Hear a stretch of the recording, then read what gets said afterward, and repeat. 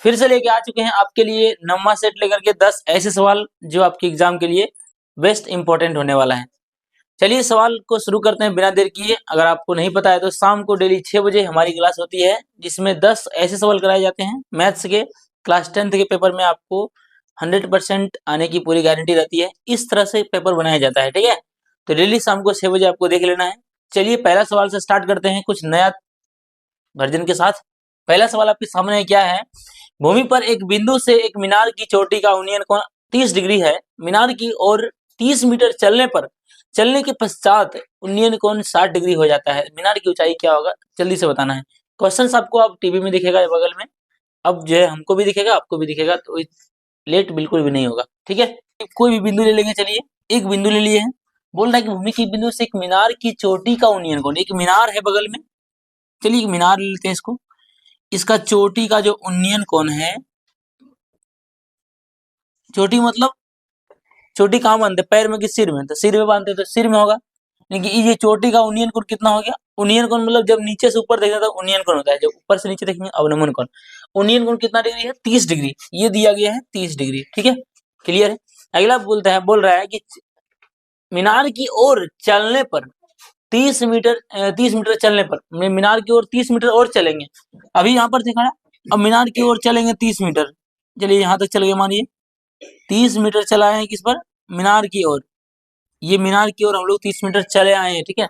अब जो इसका नमन कोण हो गया शीर्ष से, वो बोला गया ये है 60 डिग्री। अब बोल रहा है कि तो बताइए मीनार की ऊंचाई क्या होगा। ये ऊंचाई पूछ रहा है, ऊंचाई को हम लोग h मान लेते हैं। मीनार की ऊंचाई निकालेंगे तो यानी कि h निकालना पड़ेगा। तो इसको निकालने से पहले हम लोग क्या करेंगे, इसमें देखिए कुछ डाटा गायब है, हम लोग जो इसमें पहले कुछ मान लेंगे, इसको a b c और इसको d मान लेंगे, ठीक है। और यहाँ पे BD की पता ही नहीं, BD कितना है, हम लोग क्या करेंगे BD को x मान लेंगे। BD को क्या मान लेंगे, x मान लेंगे। ये BD हमारा x, बताइए BC कितना हो जाएगा। ये अगर BD x है और DC 30 है तो बताइए BC कितना होगा। तो ये दोनों जुड़ जाएगा क्या, ये हो जाएगा x प्लस 30 मीटर, यानी कि x प्लस 30 हो जाएगा। यहाँ तक क्लियर है, तो आप आसानी से बन जाएगा। ये कैसे सॉल्व करेंगे, तो हमेशा देखिए रिलेशन देखना है P और B में, क्योंकि हमको h से मतलब नहीं है। तो क्या होगा, tan थीटा लेके चलेंगे। पहला कौन सी त्रिभुज में चलेंगे जल्दी बताइए। पहला चलते हैं त्रिभुज ABD में, ABD में किसी में भी चल सकते हैं, ABC में भी चलेंगे तो कोई दिक्कत नहीं है। त्रिभुज ABD में क्या करेंगे, लिखेंगे tan थीटा बराबर क्या होता है, P बटा B। P हमारा कितना है, P है, AB को P बोलेंगे, AB को बोलेंगे, और B किसको बोलेंगे, B यहाँ ABD है ना, तो B होगा BD, B क्या होगा, वो होगा BD। अब बताइए यहाँ पे क्या होगा, tan थीटा के जगह पे कितना होगा, कि ये कौन लिए है ABD करके, तो वो है 60 डिग्री, तो लिखेंगे tan 60 बराबर AB कितना है, AB है हमारा h, और BD कितना है, BD है हमारा है x, ठीक है। अगर tan 60 का मान निकाला जाए तो क्या आएगा, √3 आएगा, क्या √3 बराबर में क्या हो जाएगा, h प्लस एक्स। अगर ये मल्टीप्लाई क्रॉस मल्टीप्लाई करें तो इन्हें नीचे एक मान सकते हैं, तो h बराबर कितना हो गया बताइए, h बराबर हो गया √3x, ठीक है ना, √3x। इसको यहाँ पर रोक के जो है हम लोग छोड़ देंगे। अब आगे चलेंगे, ठीक है। आगे कैसे करेंगे इसको देखिए ध्यान से। अब जो है दूसरा त्रिभुज में चलेंगे। त्रिभुज कौन सा, त्रिभुज लिखेंगे, अब त्रिभुज ABC में, बड़ा वाला त्रिभुज में चलेंगे। ABC में क्या निकालेंगे, फिर से वही tan थीटा। tan थीटा क्या हो जाएगा, वो होगा P बटा B। तो P कितना है, P तो इसका यही है AB, तो लिखेंगे कितना AB बटा, और B कितना हो जाएगा, B इस बार हो जाएगा बड़ा वाला, ठीक है ना, BC हो जाएगा, लिखेंगे कितना BC।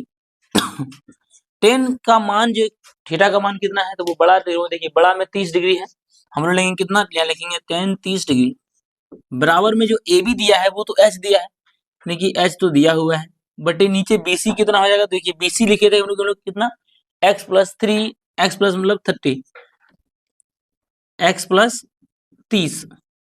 अब यहाँ से मान बैठाना है, बताइए tan जो 30 का मान क्या आएगा, 1 बटा √3 आएगा क्या, बराबर में कितना हो जाएगा, h बटे x प्लस 30। यहाँ से क्रॉस मल्टीप्लीकेशन कैसे करेंगे, 3√3 गुना h करेंगे तो √3h हो जाएगा, क्या ये हो गया √3h, और ये x गुना करेंगे तो वही उतर जाएगा x प्लस 30x, ठीक। इसको समीकरण 2 मानेंगे, और जो यहाँ पे आया था उसको 1 मानेंगे। अब हम लोग क्या करेंगे, इस h वाले जो मान है उसको बैठा देंगे समीकरण 2 में, और वहां पे जो है एक्स का मान निकल जाएगा, एक्स का मान निकलेगा तो एच का मान भी निकल जाएगा। तो हम लोग क्या करेंगे, इस लिखेंगे समीकरण एक का मान 2 में रखने पर, 2 में रखने पर, ठीक है ना। समीकरण जो एक का जो भी मान है उसको 2 में रख देंगे। तो बताइए समीकरण 2 क्या है, √3h, तो √3 का √3 लिख देंगे, लेकिन h की जगह पर जो है हम लोग इस h का वैल्यू कितना है √3x, इसको रख देंगे, ठीक है। कितना √3x को यहाँ बिठा देंगे, बराबर में कितना उधर है, वो है x + 30। अब यहाँ पे सॉल्व करेंगे, √3 गुना √3 होता है 3 हो जाएगा। अगर 2 बार √3 गुना हो जाए तो वो एक बार 3 हो जाएगा, ठीक है ना। x का x हो जाएगा, बराबर में कितना हो जाएगा, x + 30। अगर x वाले को एक तरफ किया जाए तो ये 3x पहले से अपने घर में है, और x वाले को उठा के जलाना है तो क्या हो जाएगा माइनस में, बराबर में क्या बचेगा 30। 3x में से 1x चला जाएगा, कितना बचेगा 2x, बराबर में कितना है, वो है 30। अगर यहाँ से देखा जाए x बराबर तो कितना हो जाएगा 30/2। अगर ये 2 से कटेगा कितने 15 बार में, तो यानी कि x का जो वैल्यू है वो कितना आ गया है, वो आ गया है 15। लेकिन हम लोग को ये x नहीं पूछा गया है, ठीक है। x तो अपने मन से हम लोग निकाले। अब पूछा गया क्या, मीनार की ऊंचाई क्या होगा। अगर यहाँ पे आपको दिखता हो, ये चलिए यहाँ पे निकालते हैं। बोला मीनार की ऊंचाई बताना है, मीनार की ऊंचाई, इसलिए मीनार की ऊंचाई बराबर, मीनार की ऊंचाई बराबर हम लोग क्या माने हैं, h माने हैं। अगर ये क्वेश्चन सब्जेक्टिव में आता है 2 नंबर या 5 नंबर में आता है तो आपको यहाँ पर लिखना पड़ेगा, माना AB मीनार की ऊंचाई है, माना और BC BD को क्या माने हैं, x माने हैं। बस इस तरह से आपको लिख देना है, बस सिंपल सा जो माने हैं उसको लिख देना है, ठीक है। h माने थे, h का जो वैल्यू कितना आ गया वो कैसे निकालेंगे, समीकरण जो x का मान समीकरण एक उठा देंगे, ठीक है। यहाँ पे लिखेंगे समीकरण x का मान समीकरण 1 में रखने पर, ठीक है ना। जो x का जो वैल्यू 15 है वो समीकरण 1 में रख देंगे, आंसर निकल जाएगा। तो क्या होगा बताइए, h बराबर हो जाएगा √3, और x की जगह पर लिख देंगे कितना, लिख देंगे 15। अगर ये नहीं कि h बराबर मान निकाला जाए तो वो कितना आएगा, वो आएगा 15√3 मीटर, इसका सही जवाब। यानी कि मीनार की जो ऊंचाई है वो कितना आएगा, वो आएगा 15√3, आंसर आएगा इतना मीटर, आंसर इसका हो गया है। इस तरह से आपको भी सॉल्व करना है। चलिए 2 नंबर पे चलते हैं। सवाल में क्या बोला जा रहा है, देखिए cosec 90 - theta into cos 90 - theta का मान क्या होगा। ये सारा ऑप्शन ऑब्जेक्टिव में आता है, आपको ऑब्जेक्टिव में ये क्वेश्चन देखने को मिलेगा। सवाल नंबर 2 में क्या बोला गया है, अब देखिए ध्यान से, कोसेक 90 - थीटा क्या होता है, वो होता है सेक थीटा। क्या होता है, sec theta. Sec theta into cos 90 - theta होता है क्या, वो होता है साइन थीटा। क्या होता है, साइन थीटा होता है। अगर यहां से देखा जाए बताइए, ये सेक थीटा क्या हो जाएगा, 1/cos थीटा, और यहाँ पे साइन का साइन छोड़ देंगे। अगर यहाँ देखा जाए साइन गुनाई करेंगे क्या होगा, साइन थीटा। अब बटे में कितना आएगा, ये आएगा कॉस थीटा। बताइए साइन थीटा बटे कॉस थीटा क्या होता है, वो होता है टेन थीटा, इसका सही जवाब। इसका ऑप्शन होगा क्या, टेन थीटा, ठीक है। चलिए सवाल नंबर 3 को हल करेंगे। 3 नंबर में क्या बोला गया, √3 tan 2 थीटा -3 बराबर 0। देखिए यहाँ पे सबसे पहले क्या करेंगे, √3 को पहले नीचे भेजेंगे, पहले 3 को इधर भेजेंगे, फिर √3 को नीचे भेजेंगे, ठीक है ना। हम लिखेंगे क्या, √3 2 थीटा -3 बराबर 0। सबसे पहले हम लोग क्या करेंगे, 3 को उधर भेजेंगे, ठीक है ना। तो √3 tan 2 थीटा बराबर 3 को भेजेंगे, क्या होगा, ये हो गया +3, ठीक है ना। उसके बाद अगर क्या किया जाए, तो ये √3 को नीचे भेजा जाए तो क्या होगा, ये tan 2 थीटा बराबर 3। अब बटे में कितना हो जाएगा, बटे में हो जाएगा √3। अगर यहाँ देखा जाए, सबसे पहले हम लोग क्या करेंगे, tan 2 थीटा को छोड़ देंगे। अब बताइए यहाँ पर आपको एक चीज दिमाग लगाना पड़ेगा। बताइए 3 को हम क्या लिख सकते हैं, 3 को लिख सकते हैं √3 गुना √3।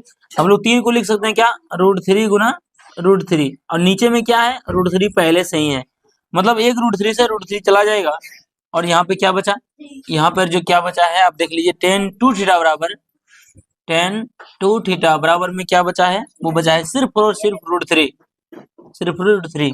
क्या लग रही है। अब यहाँ से ये देखना है कि tan 2 थीटा जो ठीक है, LHS में इतना ठीक है, लेकिन ये बताइए tan के डिग्री में जो मान है वो √3 आता है। tan कितना डिग्री मान √3 आता है, वो आता है tan 60 डिग्री का मान। अब यहाँ से लिखना है कि दोनों तरफ से tan हटाने पर लिख देना है यहाँ पर दोनों तरफ से 10 हटाने पर अपने से लिख दीजिएगा, ठीक है। उसके बाद क्या करेंगे, दोनों तरफ अगर 10 हट जाए तो क्या बचेगा, 10 हट जाएगा तो क्या बचेगा 2 थीटा। यहाँ से 10 हट जाए क्या बचेगा 60 डिग्री।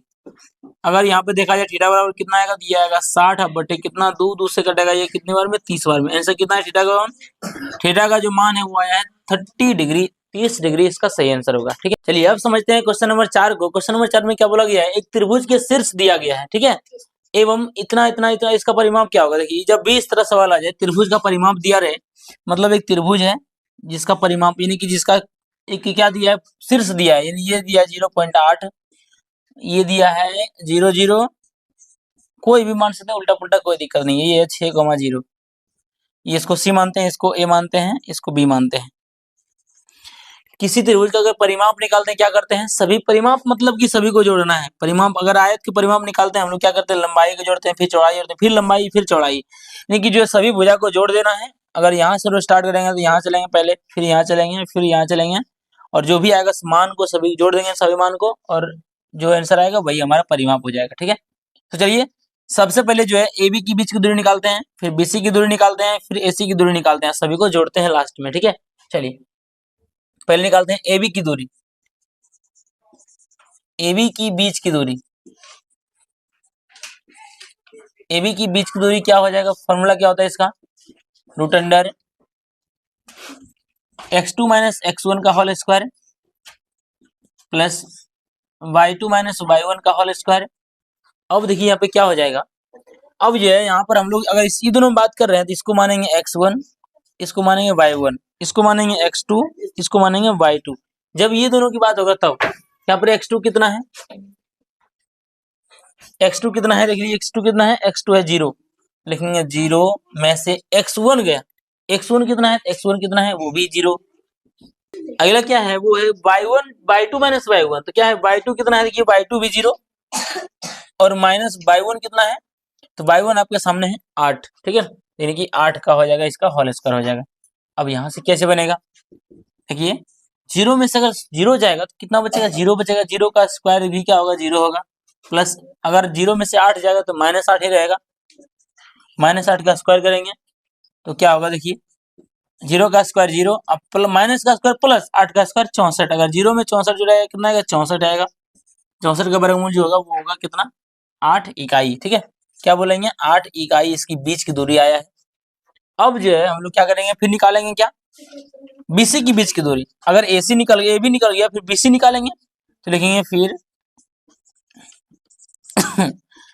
बीसी की बीच की दूरी।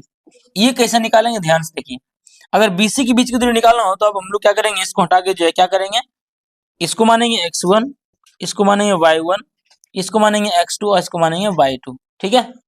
चलिए फिर से वही करेंगे, बीच की दूरी लिखेंगे, फिर से सेम फॉर्मूला को फिर से लिखेंगे, हम रिपीट नहीं लिखते हैं, ठीक है, मतलब नहीं लिखेंगे, फिर आप लिख लीजिएगा बढ़िया से। x2 कितना है, x2 यहाँ पर है कितना 6, माइनस x1 कितना है, x1 कितना है यहाँ पर 0, लेकिन कितना 0 का होल स्क्वायर, प्लस y2 कितना है, y2 कितना है वो भी 0 है, माइनस y1 कितना है, तो y1 कितना है वो भी 0 है, यानी कि 0 में से 0 जाएगा। सेम टू सेम देखिए यहाँ पे क्या हो गया, अगर 6 में से 0 जाएगा तो कितना आएगा 6 आएगा, अगर 6 का स्क्वायर करेंगे कितना आएगा 36 आएगा, प्लस में 0 जाएगा 0, 0 का स्क्वायर करेंगे 0, 36 का तो रूट में ही रहेगा 36, और 36 का वर्गमूल जो होता है वो होता है 6 इकाई हो जाएगा, क्या 6 इकाई। अब यहाँ पे जो है ए बी निकल चुका है, बी सी निकल चुका है, एसी की बारी है, हम लोग जो है क्या करेंगे, एसी की बीच की दूरी निकालेंगे।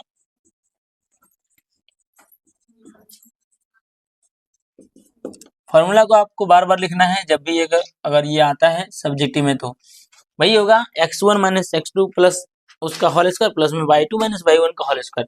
x2 कितना, अगर हम लोग जो है अब इसमें बात करेंगे इस दोनों में एसी में, तो इसको मानेंगे x1, इसको मानेंगे y1, x2 y2 सब कुछ ठीक है। चलिए इसको बनाते हैं, कैसे होगा, x2 में से x1 गया, x2 कितना है 6, x1 6 माइनस यानी 0 है, यानी 6 में से 0 जाएगा, इसका होल स्क्वायर हो जाएगा, प्लस और क्या है y2 माइनस y1, y2 कितना है 0, अब y1 कितना है 8, यानी कि 0 में से इस बार 8 जाएगा और इसका स्क्वायर करेंगे।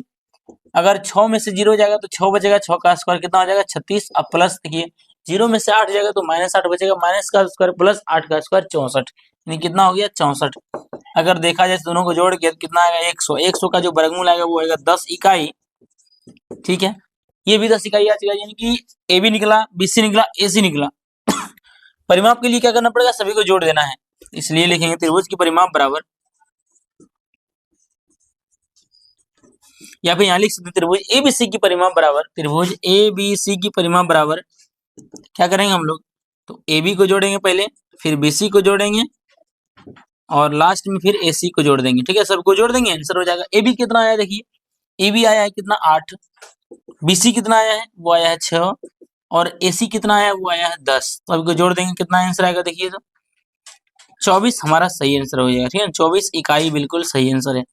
तो जब ऐसे आपको दिया जाए कि किसी त्रिभुज का जो परिमाप कैसे निकालेंगे, तो पहले वो तीनों के बीच की दूरी निकालना पड़ेगा, फिर उसको जोड़ के जो है परिमाप निकाला जाता है। ठीक है, चलिए सवाल नंबर 5 पे चलते हैं। बेहद इंपॉर्टेंट सवाल आपके सामने है, सारे क्वेश्चन ही इंपॉर्टेंट है आपके लिए, तो जल्दी से इसको, अगर आपको आ रहा है तो बहुत बढ़िया बात है, अगर नहीं आ रहा है तो सीखिए इसको कैसे इसको बना सकते हैं। सवाल नंबर आपके सामने है, क्वेश्चन नंबर 5, और ये सवाल ऐसा है जो आपको एग्जाम में 2 नंबर निश्चित तौर पे जाएगा दे करके, और ये सवाल कभी कभी जो है 5 नंबर भी आ चुका है, लेकिन 2 नंबर ये खास उसका फेवरेट होता है।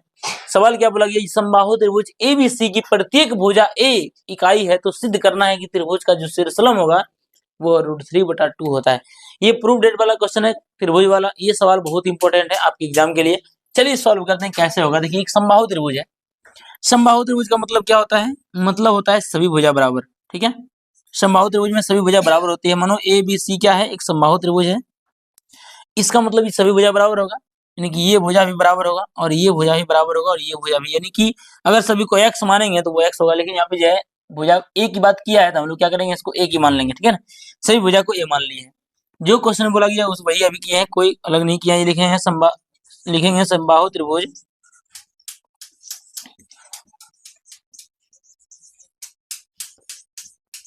एबीसी की प्रत्येक भुजा बराबर कितना, ए को मान लिए है। अब सवाल ये बोला गया इसका शीर्षलंब सिद्ध करना है। इसके जो शीर्षलंब होगा, यानी कि ये जो शीर्षलंब देखिए, ये शीर्षलंब होता है, शीर्ष डालेंगे इस पर, इसकी जो लंबाई होगी वो आपको पूछा जा रहा है। ए बी सी मान लीजिए, यहाँ पे क्या मान लेंगे, इसको डी मान लेंगे। ठीक है ना, ये पूरा हो गया कितना, ये पूरा ए है, ये पूरा ए है, सभी भुजा बराबर है आपस में, ये पूरा ए है। अब ये बताइए, और ये जब समबाहु त्रिभुज होता है ना, तो अगर लंब डालता है तो ये इसको बराबर भाग में बांट देता है। अगर ये पूरा यहाँ से लेकर यहाँ तक ए है, बी से लेकर सी तक, तो बताइए डी सी कितना होगा और ए बी डी कितना होगा। ए का आधा ये ले लेगा, एक आधा ये, यानी कि ये हो जाएगा a/2 और ये कितना हो जाएगा a/2, आधा आधा दोनों हो जाएगा। ठीक है, सिद्ध करना है कि जो एडी जो है, एडी की लंबाई है वो कितना आएगा, √3/2 भुजा, यानी कि ए। कैसे सोल्व करेंगे इसको, हम लोग यहाँ पे मान सकते हैं, माना एबीसी एक समबाहु त्रिभुज है जिसकी प्रत्येक भुजा x है, लिख दिए यहाँ पे, और शीर्षलंब हमको निकालना है, यानी कि एडी निकालना है।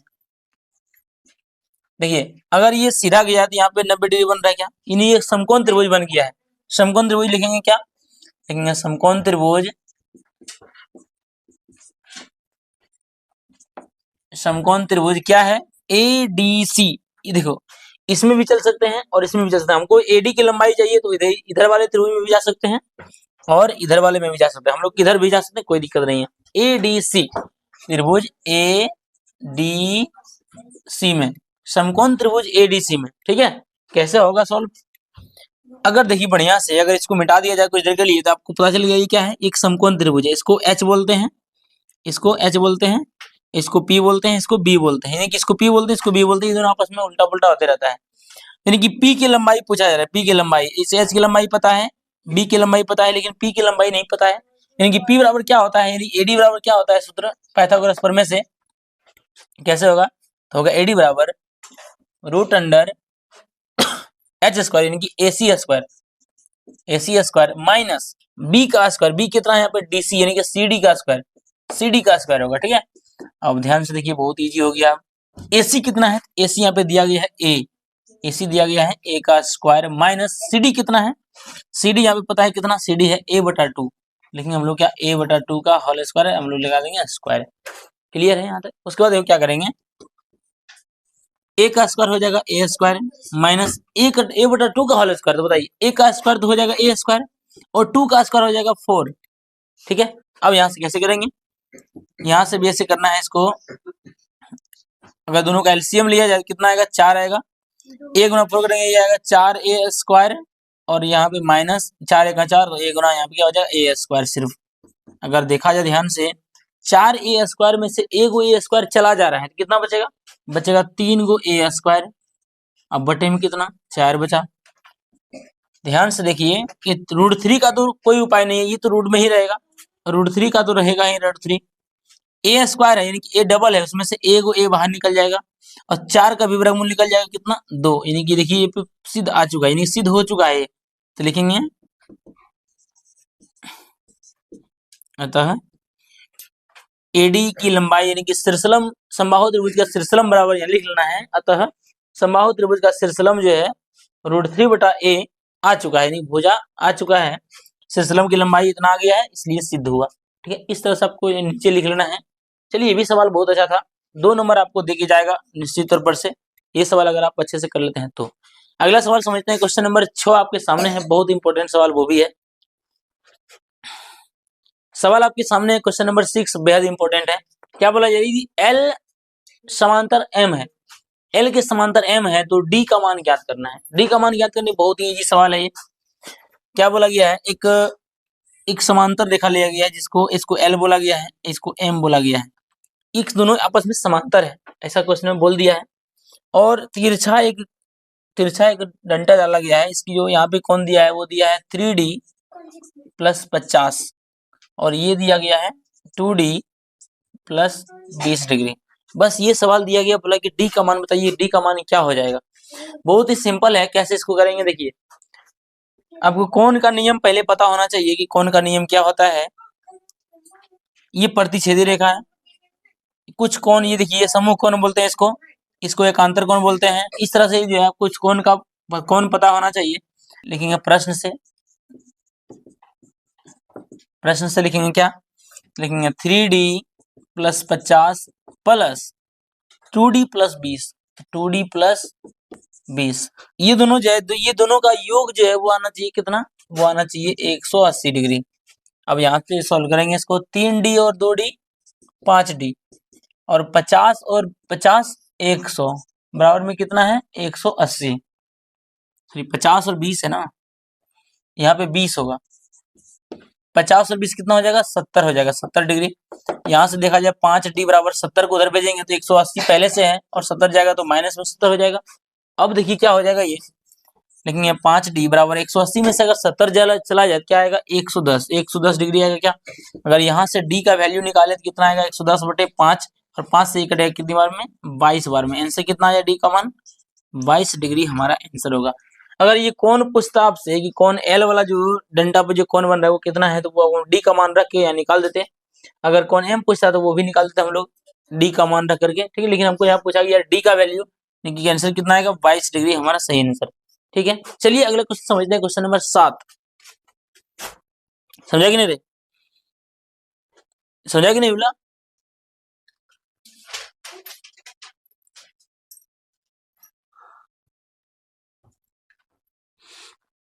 रुको, जब इधर हो जाए क्वेश्चन तो चल रहा है। क्वेश्चन नंबर 7 में दिया गया है क्या?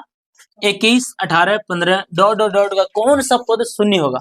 कौन सा पद शून्य होगा ये आपसे पूछा जाए। ये एपी का सवाल है, समांतर श्रेणी का, बहुत ही इंपॉर्टेंट सवाल ये भी है। मान लीजिए 21, 18, 15 ऐसे करके दिया गया है ... कौन सा पद जो है मतलब 0 होगा यही बताना है। ऐसे लिखते लिखते कौन सा पद जो है वो 0 आ सकता है।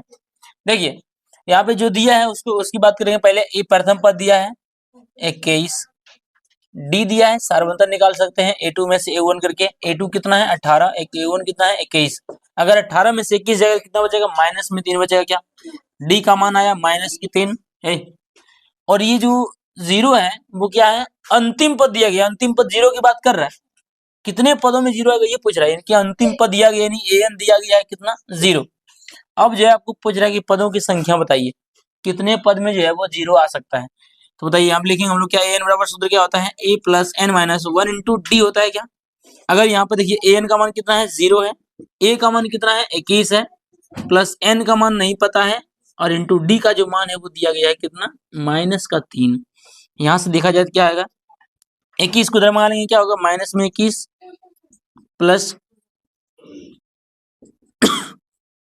इंटू में कितना है माइनस का 3। यहां से देखा जाए तो माइनस का 21 यह बराबर होगा, और -3 को गुना में अभी है, उसको भी नीचे ले आ सकते हैं क्या, उसको भी नीचे ला सकते हैं।